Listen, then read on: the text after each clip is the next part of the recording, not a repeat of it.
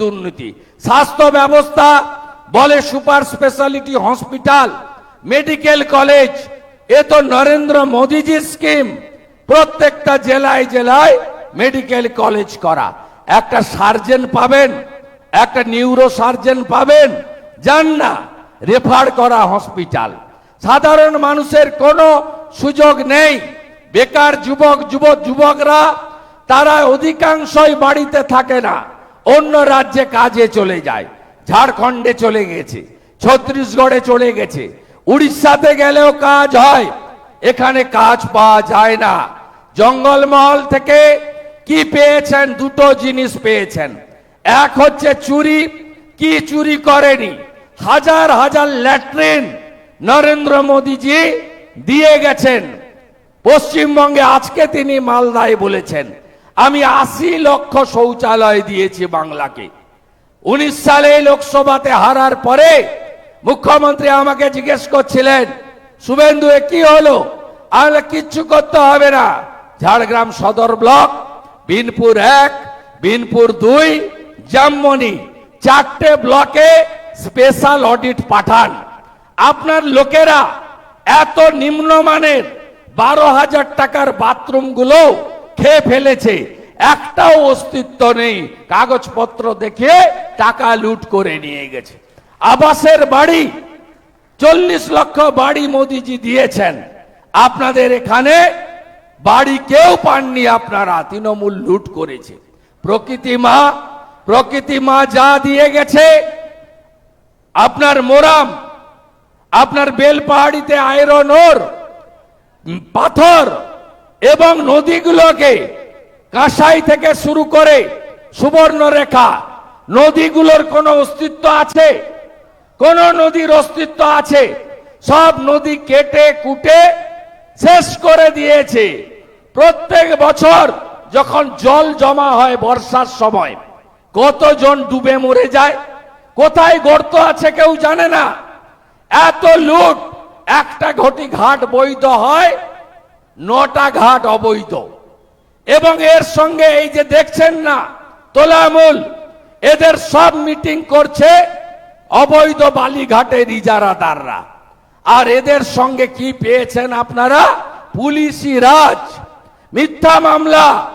আমি বিজেপিতে আসার পরে এই কয়েক মাস আগে 18 সালের পঞ্চায়েতে মিথ্যা মামলায় জেলে রাখা বিজেপি কর্মীকে 4 বছর পরে জামিন করালাম। কয়েক মাস আগে। এই গোটা এলাকায় পুলিশের রাজ এখনো তৃণমূলের হয়ে। প্রত্যেকটা থানা তারা একদিকে বালির পয়সা তুলে ভাইপোকে পাঠাচ্ছে, আর এত গরু পার করায়। প্রত্যেক রাতে 4000 করে গরু পেরোয়। ঝাড়খণ্ডের বর্ডার বড়াগড়া দিয়ে এই রাস্তা দিয়ে লোদাশুলি, খেমাশুলি, খড়গপুর চৌরঙ্গি, কোলাঘাট, উলবেড়িয়া নদী পেরিয়ে ভাইপোর ডায়মন্ড হারবারের নূরপুর থেকে গোসাবা হয়ে হাজার হাজার লাখ লাখ গরু প্রত্যেক দিন এরা পার করায়। একটা গরুতে 4000 টাকা নেয়। 2000 টাকা পুলিশ আর 2000 টাকা মাথা গুনে ভাইপোর কাছে পাঠায়। আপনারা এগুলোই পেয়েছেন। ধমক দিচ্ছে না 1000 টাকার ভাতা দি ভোট দিবিনি মানে?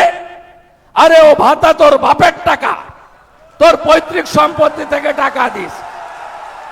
বিজেপি করুন, একজনের ভাতা যদি কাড়ে আমার কাছে বুঝে নেবেন। আর আমি সব জায়গায় বলেছি, বিশ্বাস করেন তো আপনাদের ঘরের ছেলেকে? বিশ্বাস করেন তো? বিপদের দিনে ছিলাম। বিশ্বাস করেন তো? 1000 নয় 3000 করে দেব। মারা অন্নপূর্ণা ভান্ডার, বার্ধক্য ভাতা, দিব্যাঙ্গ ভাতা, বিধবা ভাতা, লোকপ্রসাদ শিল্পী ভাতা, তফসিলি ভাতা, আদিবাসী জনজাতি ভাতা 3000 টাকা করে বিজেপি সরকার এলে আমরা দেব। যেভাবে উত্তরবঙ্গে অমিত শাহজি বলেছে মমতার বাধা কাটিয়ে এইমস করব, তেমনি জঙ্গলমহল আগামী দিনে কেন্দ্রীয় সরকারের জায়গায় এইমসের মতো হসপিটাল আপনাদেরকে দেবে। আপনারা সবাই জেনে গেছেন কে জিতবে, নরেন্দ্র মোদী। আপনারা জেনে গেছেন প্রধানমন্ত্রী হবেন নরেন্দ্র মোদী। তাহলে ঝাড়গ্রাম থেকে এই যুবক ছেলেটিকে কেন পাঠাবেন না? ডাক্তারি ছেড়ে তিনি আমাদের সঙ্গে এসেছেন।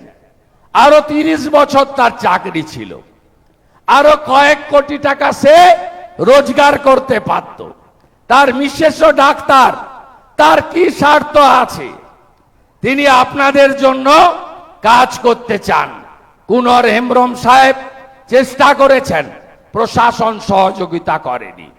চেষ্টা করেছেন শিক্ষিত মানুষ, কিন্তু আমাদের এই তরুণ সাংসদ যাকে আপনারা জেতাবেন, তিনি মোদিজির কাছে পৌঁছালে আমরা কথা দিতে পারি আগামী দিনে ঝাড়গ্রাম অরণ্য সুন্দরীকে উন্নয়নের ফলে ফুলে পল্লবিত শোষিত করব। আর জনজাতি যারা আছেন তাদের কাছে আমার আবেদন, তৃণমূলকে একটা ভোটও দেবেন না। ভারতবর্ষের 1 নম্বর জায়গা কার? রাষ্ট্রপতির, সংবিধানের প্রধান। আমরা আমাদের নেতা নরেন্দ্র মোদী দ্রৌপদী মুর্মুকে উড়িষ্যার প্রান্তিক পরিবারে থাকা আদিবাসী রমণীকে রাষ্ট্রপতি করেছে। দেশের 1 নম্বর ব্যক্তিকে জনজাতি মূলবাসী শ্রীমতী দ্রৌপদী মুর্মু। আর এই মমতা ব্যানার্জি আদিবাসী বিরোধী।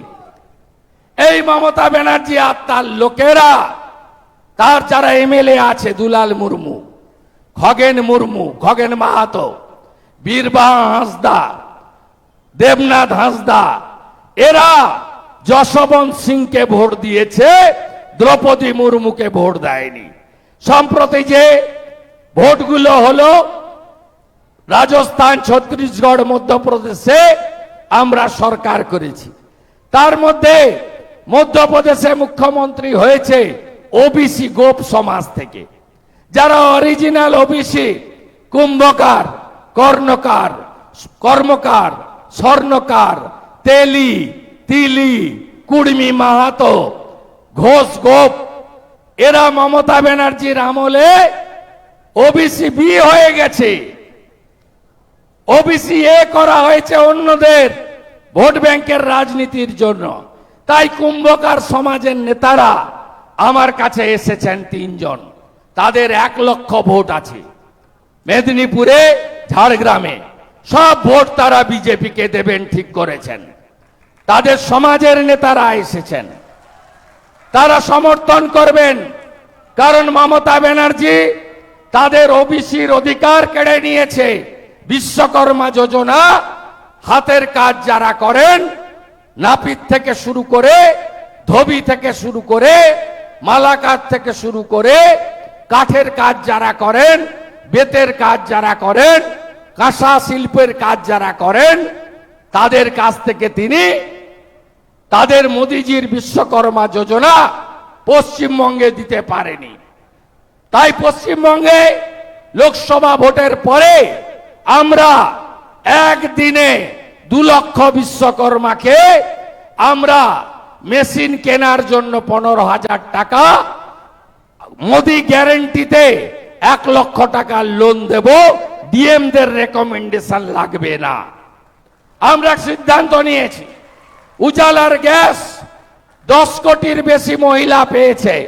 শেষের উজালার গ্যাস 75 লক্ষ মহিলা পেয়েছেন সব রাজ্যে। এখানে ডিএমদের দিয়ে করতে দেয়নি।